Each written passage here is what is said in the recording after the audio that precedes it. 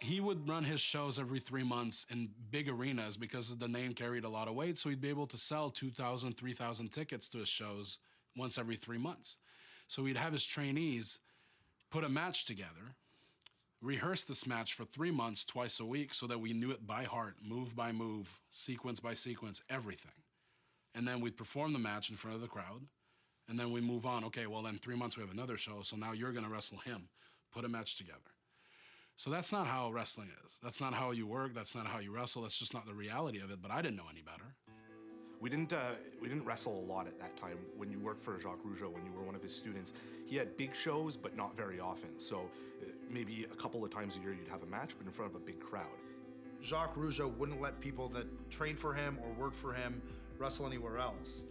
But Neil and Dylan were sort of trailblazers, in a sense, for the Rougeau crew, because they were the first guys to not accept this. They wanted to wrestle more.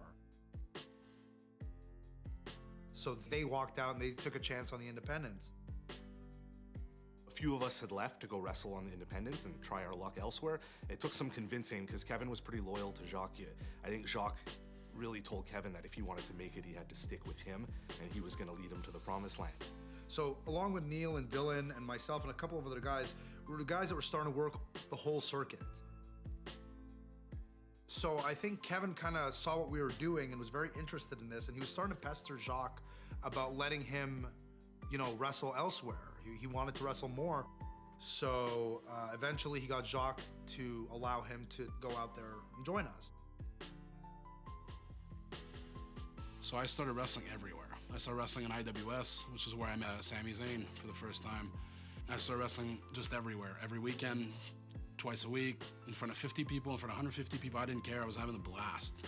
I was having the time of my life, and I was realizing more and more that the reality of Rougeau wasn't the reality of actual wrestling, that's just not how it worked. And then after a couple months,